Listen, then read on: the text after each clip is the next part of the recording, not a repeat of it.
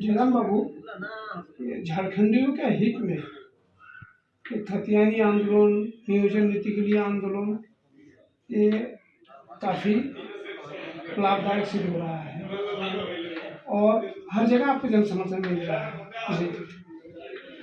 आगे का आपका रणनीति क्या है? अभी तो सरकार शायद नियोजन नीति का प्रस्ताव केंद्र के पास भेजा है, लेकिन हम लोग मुझे सुनने में आ रहा है अगर स्थानीय नीति लागू हो जाती है तो उसका लाभ जरा बताइए पब्लिक जी। देखिए, सबसे पहली बात, जो 1932 खतियान आधारित स्थानीय नीति जो कैबिनेट में पारित किया गया है, उससे फिलहाल अभी राज्यपाल के सम्मुख भेजा गया है, लेकिन राज्यपाल का अनुमोदन अभी तक नहीं हुआ है, जैसा कि सूचना मिली है।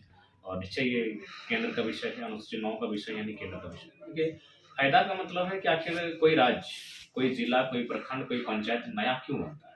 नए लोगों के लिए होता है। नए लोग यानी किसी विशेष लोग, कि भाई वे लोग, उनको आर्थिक उन्नति करना हो, उनका सामाजिक उन्नति करना हो, राजनीतिक उन्नति करना हो, तो उनके लिए आपको अधिकार देने के लिए आप काट कर एक हिस्सा दे देते हैं। इस प्रकार हम लोग बड़ा भाई छोटा भाई में खेत का बंटवारा कर देते हैं।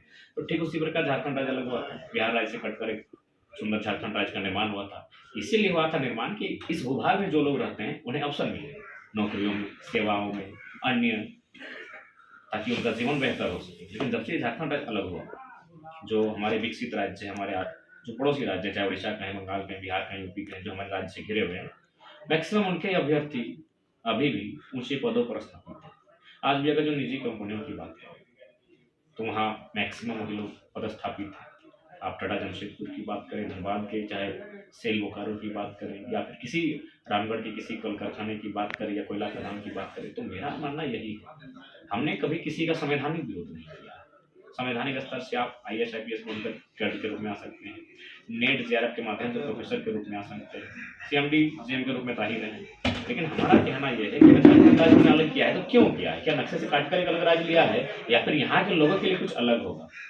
तो उसके लिए कम से कम जो 3rd और 4th ग्रेड की होगी, हम तो 3rd और 4th की बात करते हैं, लेकिन मेरा मानना है कि अब 3rd और 4th की नहीं, जो झारखंड लेवल की वैकेंसियां हैं वो लगभग 90% झारखंड वासियों के लिए, जो मूलवासी हैं, जिनका यहाँ के अलावा कहीं कुछ नहीं है, उनको सुरक्षित किया। राज्य स्तरीय नियुक्तियां, हाँ, राज्य स्तरीय नियुक्तियां।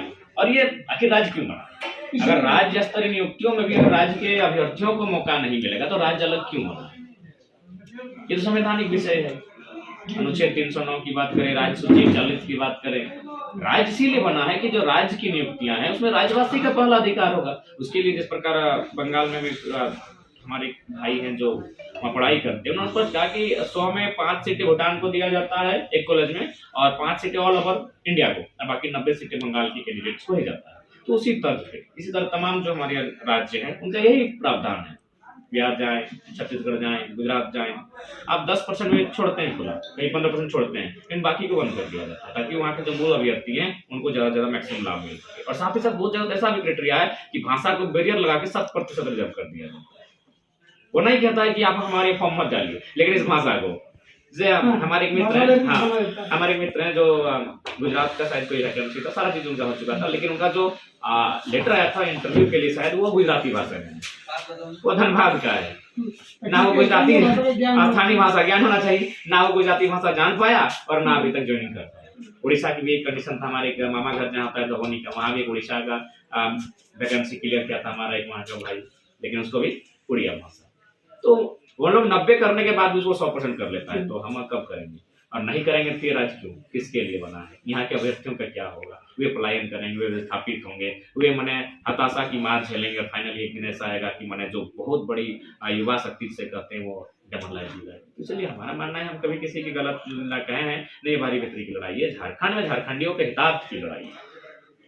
रणनीति और क्या है? देखिए, आगे की रणनीति, अभी भी झारखंड थोड़ा सा पिछड़ा क्षेत्र है, शिक्षा का अभाव है, आज भी जागरूकता की कमी है, एकजुटता का अभाव है। तो हम लोग गांव-गांव, टोला-टोला, नहीं तो कम से कम जो 264 प्रखंड हमारे हैं, कम से कम प्रखंड स्तरीय एक बार हमारी वहाँ जाएं और अपनी सभाओं के माध्यम से, नुक्कड़ सभाओं के माध्यम से, या किसी अन्य माध्यम से लोगों तक ये संदेश देकर आए कि फिलहाल झारखंड में एक बदलाव की जो स्वरूप आई है, चाहे जो आंदोलन का जो रूप आया है, इसे सब स्वीकार करें, अपने अपने स्तर से, अपने अपने हितार्थ की रक्षा के लिए आगे। कि हमारा चांडीगढ़ मंडल जो कि जागरण विधानसभा है, यहाँ एकमात्र PG कॉलेज है, तो एकमात्र PG कॉलेज होने के बाद यह सब विद्यार्थियों को नामांकन नहीं मिल पाता है। तो सरकार को तो शिक्षा क्षेत्र में अधिक संख्या में पीजी कॉलेज खोलने का जी बिल्कुल, खोलने ही चाहिए। बिना शिक्षा के आप किसी राज्य के विकास की परिकल्पना नहीं कर सकते हैं। और यही नहीं, मुझे लगता है कि जो बजट होता है उसमें सबसे ज़्यादा खर्च शिक्षा पे होना चाहिए, स्वास्थ्य पे होना चाहिए, फिर जाके आपका रक्षा पे होना चाहिए, फिर कृषि पे होना चाहिए। तो शिक्षा पहले स्थान पर होना चाहिए। शिक्षा पर बजट एक बहुत बड़ा खर्च करना ही चाहिए और माने धरातल पर बुनियादी ढांचे के साथ होना चाहिए। लेकिन यहाँ बड़ा हंसी का विषय आता है, माननीय मुख्यमंत्री से एक दिन शायद शिक्षकों के बोकारो की टीम गई थी मिलने, उन्होंने शायद किसी कॉन्ट्रैक्ट के विषय में बात किया कि सर सुने आप इसका कॉन्ट्रैक्ट चल रहा है। बोला हमको कोई जानकारी नहीं है, मुख्यमंत्री क्या है। तो ब्यूरोक्रेसी इस प्रकार हावी है इस राज्य में कि उनके पाँव के नीचे से इस तरह कार्य कर रही है जो मुख्यमंत्री जी भी उससे अनभिज्ञ है। तो ऐसी परिस्थिति में मुझे लगता है आज राज्य में एक जो उलगुलान आया है या बहुत सही समय में आया है। अच्छा, और एक प्रश्न, हमारे झालावाड़ विधानसभा चांडिल डैम से विस्थापित क्षेत्र है और यहाँ का 184 मौजा के लोग विस्थापित हुए हैं और जिसमें विस्थापित हुए हैं उसमें एक विस्थापन नीति बना था। उसके आधार पर जो नौकरी नियुक्तियाँ या प्रशिक्षण देने की बात हुई थी बिहार सरकार में, अभी तक पूर्ण रूप से नहीं मिला। और इस समस्या के संबंध में, चांडिल बांध के विस्थापित के समस्या के संबंध में आपका क्या विचार है आंदोलन का? हाँ देखिए, मेरा मानना है चूँकि ये बहुत बड़ा विषय है, बहुत अरसे से इस विषय पर लगातार आंदोलन हो रहे हैं। राजनीतिक जो दल होते हैं इसी विषय के साथ राजनीतिक चुनाव में आते हैं। क्योंकि मैं भी आज वहीं बिल्कुल डैम के बीचों बीच आज मैं था। 15 किलोमीटर पूरब, 15 किलोमीटर पश्चिम और 10 किलोमीटर इधर, मैंने बीचों बीच एक टापू है, वहीं हम लोग स्नान करने बीच में नौका से ही पहुंचे थे। तो वहां से आभास हुआ, देखकर सुंदरता तो लगा कि भाई बहुत सुंदर है, लेकिन क्रूरता का भी एहसास हुआ कि किस प्रकार लोगों की जमीनों को लिया गया है विकास के नाम पर। आज उसके बाद ठीक वहां से हम लोग निकल कर बगल के गांव में गए, तो वहां एक घर में हम लोग, एक छोटा सा गांव है, लगभग 6-7 घर है। उस घर में जब हम गांव में गए तो उस घर का हाइट था मेरा सीना के बराबर था। 5 फीट 5 फीट 5 फीट बिल्कुल 5 फीट हाइट था उस घर का। हमको तो अवाक हो गया कि भाई इतना छोटा घर होता है, एकदम कुआली का, कि अगर आप कल हमको लगता है एक माचिस मारेंगे सन से जल जाएगा पूरा घर। मिट्टी का घर है, ऊपर से मैंने एकदम लगेगा कि यहाँ इंसान तो छोड़े पशु भी नहीं रहते हैं, इस तरह हम लोग घर देखने में लगा। तो पूछे घर वालों के मालिक कि भाई इतना छोटा घर क्यों है? मतलब बाबू घर बना क्या करेंगे? फिर सावन का महीना आएगा, पानी यहाँ तक घुस जाता है, हम लोग घर फिर डूब जाता है, और फिर अक्टूबर में जैसे ही आता है नवंबर अक्टूबर का महीना, हम लोग घर फिर बनाना पड़ता है।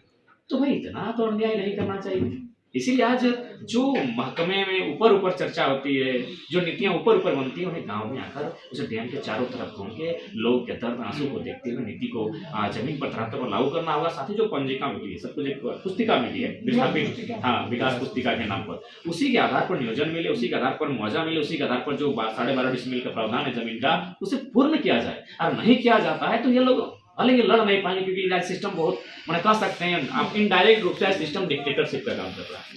जिनके पास सिस्टम है वे लोग प्रशासन के माध्यम से, कुछ अपने दबंगों के माध्यम से आवाज को दबा देते हैं, लेकिन क्या वो पता है वे लोग मर जाएंगे, एकदम खत्म हो जाएंगे वे लोग। समझिए, प्रत्येक साल उनको घर बनाना पड़ रहा है, 5 फीट का मकान, उनका 5 फीट हाइट है। इस तरह मैंने ऐसे सर झुका के, और घर के अंदर आप खड़ा नहीं रह सकते, हम लोग पूरा देख के आए। घर के अंदर आप जाके एक पर्सन खड़ा नहीं रह सकता है, यानी उस घर में आपको सिर्फ सोना पड़ सकता है, बैठ के रह सकते हैं। इस कंडीशन में लोग अपना जीवन बिता रहे हैं घर में। वे कौन लोग जिन्होंने चांडिल डैम में अपना जमीन दिया, जिससे आज मैंने बड़े बड़े उद्योग जिस पानी से चल रहा है, जिस पानी से उड़ीसा अपने प्यास बुझा रहा है, आज वो लोग किस हाल में है, ये पूरे भारत, पूरे झारखंड के लोगों को जानना चाहिए। तो मैं चाहूंगा कि जो आज मीडिया, जो पत्रकारिता का स्तर है, आज कहीं ना कहीं बड़ा अच्छा कार्य कर रहा है। हम चाहेंगे चांडिल डैम के साथ तमाम उन समस्याओं को लोग सामने रखे, लोग जाने कि आज झारखंड के लोग कितने दर्द में। आखिर दर्द में था तभी तो एक नौजवान छात्र आज जगह जगह पर जा रहा है। अगर दर्द में नहीं होता हमें कौन सुनता? हम तो दर्द की बात करते हैं। तो इसलिए मेरा मानना है जो विकास पंजिका बनी है उसके आधार पर अभी भी काम पूरा नहीं हुआ है। और सबसे दुर्भाग्य कि 40 वर्ष बीत गए, कई लोग मैंने हजारों लोग मर खप गए, कहाँ चले गए, स्वर्ग सिधार गए। उसके बाद भी अगर न्याय और इंसाफ नहीं मिल पाता है तो लोकतंत्र की व्यवस्था में, इस सिस्टम में एक सवाल खड़ा होता है, और इस सवाल की भरपाई गवर्नमेंट को ही करनी होगी।